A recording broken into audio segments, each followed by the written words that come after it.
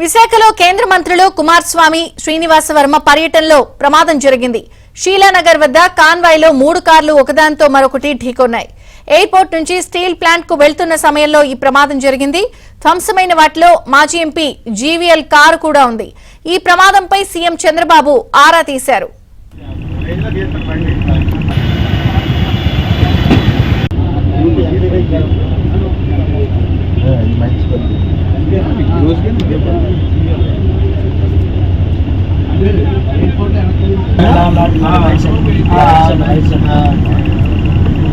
ఎక్కడ కొట్టాలని కొడతాడు అక్కడ శోధిస్తూ మొత్తం రైల్లో తీస్తాడు బండి.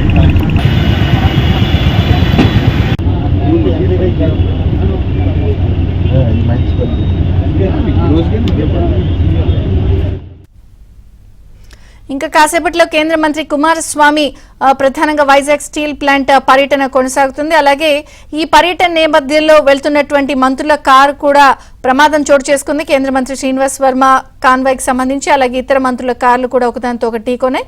మొత్తంగా వైజాగ్ లో కేంద్ర మంత్రి పర్యటనకి సంబంధించి పూర్తి వివరాలు మా ప్రతినిధి రామకృష్ణ అందిస్తారు. రామకృష్ణ.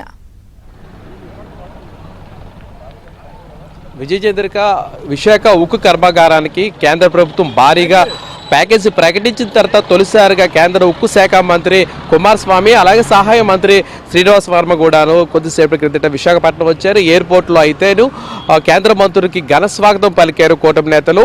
అలాగే విశాఖ ఎంపీ, అనకాపల్లి ఎంపీ శ్రీఎం రమేష్, విజయనగరం ఎంపీలు అలాగే స్థానికంగా ఉన్న కూటమి నేతలు, ప్రజాప్రతినిధులందరూ ఘన స్వాగతం పలికారు. అక్కడి నుంచి అంటే ఎయిర్పోర్ట్ నుంచి స్టీల్ ప్లాంట్కు ఒక భారీ ర్యాలీని కూడా నిర్వహించారు కార్లతో. అయితే ఈ సందర్భంగా షీలానగర్ దగ్గర కుమారస్వామికి అలాగే శ్రీనివాస వర్మకి కూడా గజమాలను వేసి ఘనంగా సత్కరించారు కూడాను. కొంతమంది అభిమానులు అయితే పూల వర్షం కూడా కురిపించారు. అయితే ఈ నేపథ్యంలో ఇక్కడే ఈ మంత్రుల క్యాన్వాయ్ దగ్గర 3 కార్లు ఢీకొన్నాయి. అయితే స్వల్పంగానే అవి దెబ్బతిన్నాయని మనకు తెలుస్తుంది. అయితే ఈ కారులో జీవీఎల్ కారు కూడా వాహనం కూడా ఉందని తెలుస్తుంది. అయితే ఈ విషయంలోని కేంద్ర మంత్రులకు ఎటువంటి ప్రమాదం ఏమీ జరగలేదు. తర్వాత ర్యాలీని కూడాను చాలా సాఫీగానే జరిగింది. అలాగే గాజువాక జంక్షన్ దగ్గర కూడాను గజమాలు వేశారు. తర్వాత దారి పొడుగున అంటే స్టీల్ ప్లాంట్ కూర్మనపాలెం ఆర్చ్ వరకు కూడాను చాలా సాఫీగానే జరిగింది ర్యాలీ. ఆ తర్వాత అనంతరం కూడాను కేంద్ర మంత్రులు ఇక్కడ స్టీల్ ప్లాంట్ దగ్గర ఉన్న హిల్ టాప్ గెస్ట్ హౌస్ దగ్గరికి వెళ్ళారు. అక్కడ కొంతసేపు సేద తీరిన తర్వాత స్టీల్ ప్లాంట్ను సందర్శించనున్నారు.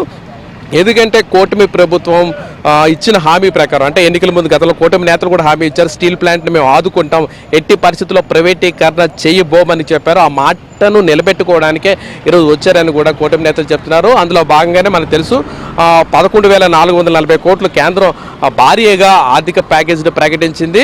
ఈ నేపథ్యంలోనే స్టీల్ ప్లాంట్ పర్యటనకు సంబంధించి ఎంతో ప్రాధాన్యత సంతరించుకుంది. దారి పొడుగున కూడా కూటమి నేతలు కానీ కార్యకర్తలు కానీ అందరూ కూడా చెప్పాలంటే చిన్నపిల్లలు కూడా చాలామంది థ్యాంక్ యూ పిఎం సార్ అంటూ కూడా ప్లాకార్డులు పట్టుకొని నినాదాలు కూడా చేశారు. ఏదేమైనా ఈరోజు స్టీల్ ప్లాంట్ సంబంధించి కూటమి నేతలు ఇచ్చిన హామీని నెరవేర్చుకుంటున్నారు. అందుకే స్టీల్ ప్లాంట్ పరిరక్షణ కూడా జరుగుతుందని కూటమి నేతలు చెప్తున్నారు. అయితే మరి కాసేపట్లో అంటే కేంద్ర మంత్రులు స్టీల్ ప్లాంట్ సందర్శించి అక్కడ వాస్తవ పరిస్థితి ఏంటి అనేది తెలుసుకుంటారు. అటు యాజమాన్యంతో ఇటు కార్మిక సంఘాల నేతలతో మాట్లాడిన అనంతరం కూడాను మధ్యాహ్నం 2:30కి మీడియా ప్రెస్ మీట్ కూడా ఉంటుందని కూడా చెప్తున్నారు. ఏదేమైనా కూడా ఈ పర్యటన అంతా విజయవంతంగానే జరుగుతుంది. Vijaya Chandrika. Right Ramakrishna, thank you.